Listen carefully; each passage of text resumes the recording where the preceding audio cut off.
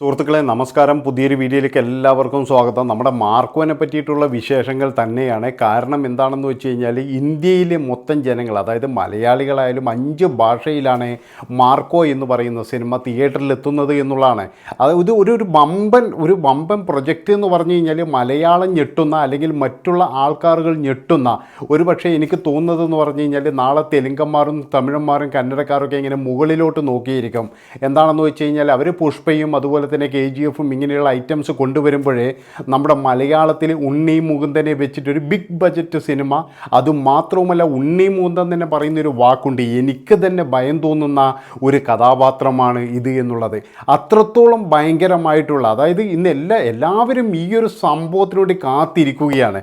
ഇന്ന് ഒരുപക്ഷെ എന്ന് പറഞ്ഞു കഴിഞ്ഞാൽ എല്ലാ മാധ്യമങ്ങളും അതുപോലെ തന്നെ എന്ന് പറഞ്ഞ് എല്ലാം എന്താ പറയേണ്ടത്, നമ്മുടെ ഇന്ത്യയിലുള്ള തിയേറ്ററുകൾ മുഴുവൻ നിറഞ്ഞു കവിഞ്ഞിരിക്കുകയാണ് എന്നുള്ളതാണ്. എന്താണെന്ന് വെച്ച് കഴിഞ്ഞാൽ മാർക്കോ തന്നെ എല്ലാവർക്കും കാണേണ്ടത് മാർക്കോ മാത്രമാണ്. അങ്ങനെ മാർക്കോ ഒരു വമ്പിച്ച ഒരു പ്രൊജക്റ്റ് തന്നെയാണ്. ഒരു രക്ഷയില്ല. ഉണ്ണി മുകുന്ദൻ്റെ ജീവിതത്തിൽ വെച്ചിട്ട് ഏറ്റവും വലിയൊരു സിനിമയായിരിക്കും ഇത്. പിന്നെ മറ്റൊരു കാര്യം എന്താണെന്ന് വെച്ച് കഴിഞ്ഞാൽ ഉണ്ണി മുകുന്ദനെ മാറ്റി നിർത്തപ്പെടുന്ന ഒരുപാട് പേരുണ്ട്.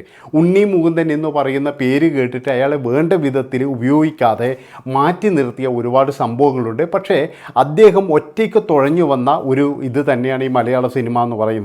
അതായത് ആദ്യം തന്നെ എന്ന് പറഞ്ഞു കഴിഞ്ഞാൽ ഗുജറാത്തിൽ നിന്ന് വരുന്നു, മലയാളം അറിയില്ല, അതുപോലെ തന്നെ എന്ന് പറഞ്ഞാൽ ഈ എഴുതാനും വായിക്കാനും അറിയില്ല, മലയാളം പറയാനറിയാം. കാരണം എന്താണെന്ന് വെച്ചാൽ അച്ഛനും അമ്മയും പാലക്കാടാണ്. ഏതായാലും ലോഹിദാസ് എന്ന് പറയുന്ന ഒരു വലിയ മനുഷ്യൻ്റെ വീട് മാത്രമായിരുന്നു ഉണ്ണി മുകുന്ദൻ അറിയാവുന്നത്.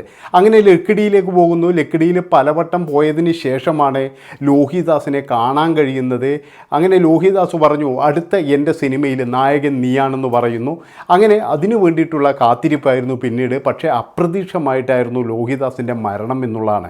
അപ്പോഴും ലോഹിദാസ് അതിനു മുന്നേ തന്നെ തൻ്റെ ഏറ്റവും അടുത്ത പത്മകുമാർ എന്ന് പറയുന്ന സംവിധായകനോട് പറഞ്ഞൊരു കാര്യമുണ്ട്.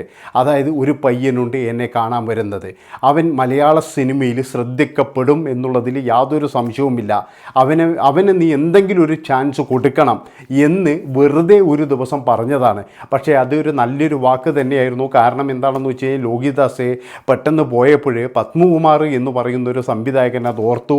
അങ്ങനെ ഉണ്ണി മുകുന്ദനെ വിളിക്കുന്നു, ഉണ്ണി മുകുന്ദന് ചാൻസുകൾ കൊടുക്കുന്നു.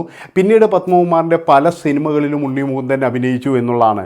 അപ്പോഴൊക്കെ എന്ന് പറഞ്ഞു കഴിഞ്ഞാൽ വിവാദങ്ങളും പിന്തുടരുന്നുണ്ട്. അദ്ദേഹത്തിൻ്റെ ചില ആദർശങ്ങൾ, അദ്ദേഹം വന്ന വഴികൾ, അതുപോലെ തന്നെ അദ്ദേഹം എന്താ പറയുക അദ്ദേഹത്തിൻ്റെ രാഷ്ട്രീയങ്ങൾ, ഇതൊക്കെ എന്ന് പറഞ്ഞാൽ ഒരുപാട് വിവാദങ്ങളും കാര്യങ്ങളും ഒക്കെ ഉണ്ടായിരുന്നു. പക്ഷേ ഇന്നും നല്ലൊരു മനുഷ്യനായിരിക്കാൻ ആ മനുഷ്യൻ ശ്രദ്ധിച്ചിരുന്നു. അതായത് താൻ മറ്റുള്ളവർക്ക് വേണ്ടിയിട്ട് മറ്റുള്ളവരെ പുകഴ്ത്തി പറഞ്ഞിട്ട് എനിക്കൊരു സ്ഥാനവും വേണ്ട, അല്ലെങ്കിൽ എനിക്കൊരു നിലനിൽപ്പും വേണ്ട, എൻ്റെ സ്വന്തം കഴിവുകൊണ്ട് സ്വന്തം കഴിവിൽ അംഗീകരിക്കുന്ന ആൾക്കാർ മതി എന്നുള്ള തരത്തിൽ ഇന്നിപ്പോഴെന്ന് പറഞ്ഞ ഒരു പാൻ ഇന്ത്യൻ സ്റ്റാർ തന്നെയാണ് ഉണ്ണി മുകുന്ദൻ എന്ന് പറയുന്ന നടൻ. അതായത് ഏറ്റവും വില കൂടിയ ഒരു താരം തന്നെയാണ്. അയാളുടെ സ്വന്തം കഴിവുകൊണ്ട് അയാൾ ഉയർന്നു വന്നത് തന്നെയാണ്. ഒരുപാട് പേര് അദ്ദേഹത്തെ വേണ്ട വിധത്തിൽ, അതായത് നമ്മുടെ മുതിർന്ന സംവിധായകർ വേണ്ട വിധത്തിലൊന്നും അദ്ദേഹത്തെ ഉപയോഗിച്ചിട്ടില്ല എന്ന് പലപ്പോഴും എനിക്ക് തോന്നിയിട്ടുണ്ട്.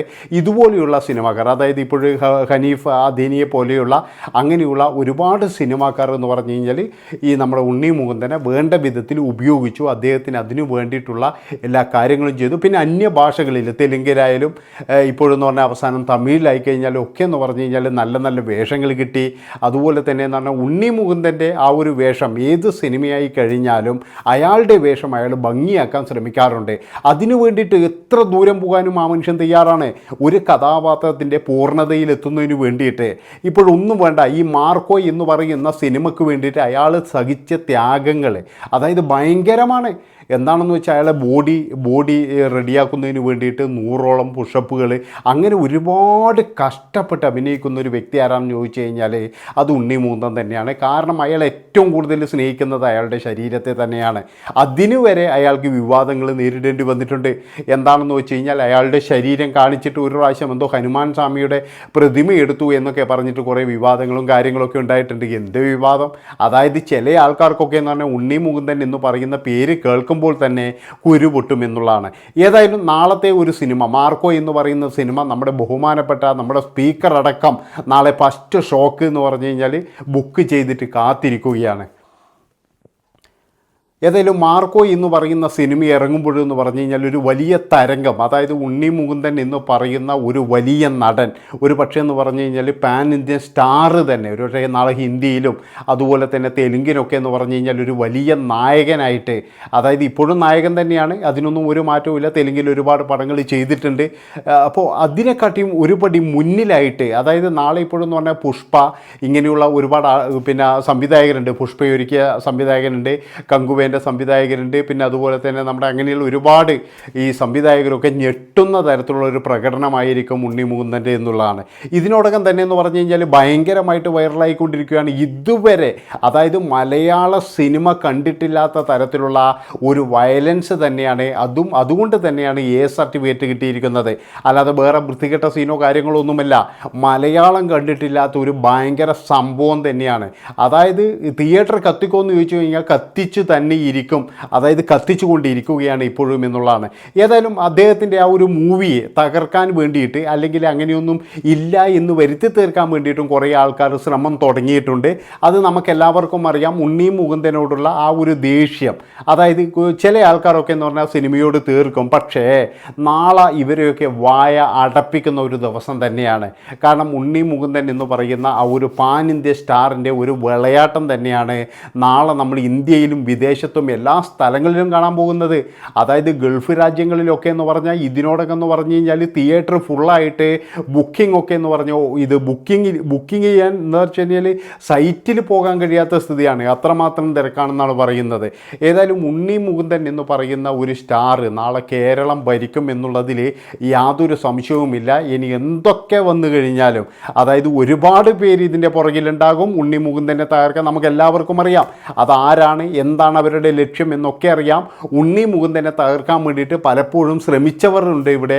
അതായത് ഉണ്ണി മുകുന്ദൻ്റെ ഈ പലപ്പോഴും എന്ന് പറഞ്ഞാൽ അദ്ദേഹത്തിൻ്റെ പ്രസ്താവനകളും കാര്യങ്ങളൊക്കെ വളച്ചൊടിച്ചതിന് ശേഷം, അതായത് ഉണ്ണി മുകുന്ദനെ അങ്ങനെ ആക്കി തീർക്കുന്നതിന് വേണ്ടിയിട്ട് ശ്രമിച്ച ഒരുപാട് പേരുണ്ട്. ഏതായാലും അവരുടെയൊക്കെ വായ അടപ്പിക്കുന്ന, അല്ലെങ്കിൽ എന്ന് പറഞ്ഞു കഴിഞ്ഞാൽ ഇനി ഇങ്ങനെ ഒരു സിനിമ മലയാളത്തിൽ വരില്ല എന്ന് തന്നെയാണ് എനിക്ക് പറയാനുള്ളത്. അതായത് അത്രത്തോളം കഷ്ടപ്പെട്ടിട്ടുണ്ട് ഈ ഹനീഫ് അദേനി എന്ന് പറയുന്ന മിഖായേൽ എന്ന് പറയുന്ന സിനിമയുടെ, അതിൻ്റെ എന്ന് പറഞ്ഞു കഴിഞ്ഞാൽ ഭാഗം ആയിരിക്കാം. ഇനി മിഖായേൽ ആരെങ്കിലും കാണാൻ ബാക്കിയുണ്ടെങ്കിൽ എത്രയും പെട്ടെന്ന് നിങ്ങൾ അത് പോയി കാണണം. കാരണം എന്താണെന്ന് വെച്ച് കഴിഞ്ഞാൽ അതിൻ്റെ തുടർച്ചയായിട്ട് വരുന്ന ഒരു സംഭവമായിരിക്കും എന്നാണ് പറയപ്പെടുന്നത്. ഏതായാലും നമുക്ക് നോക്കാം. ഏതായാലും എന്ന് പറഞ്ഞു കഴിഞ്ഞാൽ ഒരു സംഭവമായിട്ട് കേരളത്തിലെ തിയേറ്ററുകൾ എന്ന് പറഞ്ഞു കഴിഞ്ഞാൽ രാത്രി മുതൽ തന്നെ എന്ന് പറഞ്ഞു കഴിഞ്ഞാൽ ആഘോഷം തുടങ്ങി എന്നുള്ളതാണ്.